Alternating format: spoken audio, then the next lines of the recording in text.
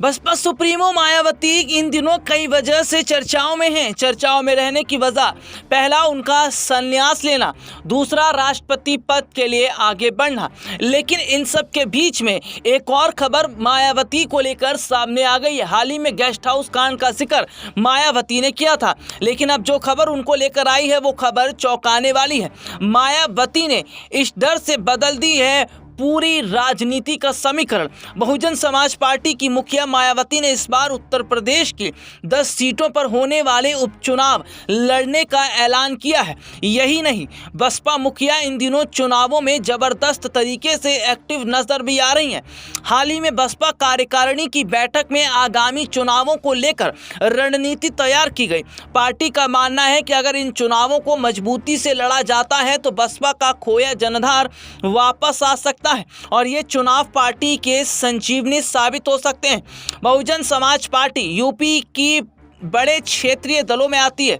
UP जैसे बड़े राज्य में 4 बार सत्ता में रह चुकी है, लेकिन आज पार्टी की हालत इतनी खस्ता हो चुकी है कि 403 सीटों वाली यूपी विधानसभा में बसपा का सिर्फ एक विधायक है और लोकसभा चुनावों में बसपा का खाता तक नहीं खुला।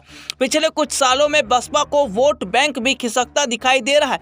बीजेपी से लेकर सपा कांग्रेस ने दलित वोटरों में सेंध लगाई है। एक समय था जब बसपा के पास 30% तक का वोट बैंक था, जो अब घटकर 13% रह गया है। मायावती को एहसास है कि 2012 से सत्ता से बाहर रहने की वजह से पार्टी का कैडर कमजोर हो गया और बड़ी संख्या में बसपा का वोट बैंक सपा कांग्रेस के साथ चला गया। इसलिए बसपा मान्यवर काशी राम के उसी फॉर्मूले पर चल रही है कि जितना चुनाव लड़ा जाएगा उतना ही कैडर मजबूत होगा। इसलिए मायावती अब एक्टिव है। मायावती अपने समर्थकों को ये संदेश दे रही हैं कि भले ही बसपा आज कमजोर हो गई हो, लेकिन उन्होंने मैदान नहीं छोड़ा।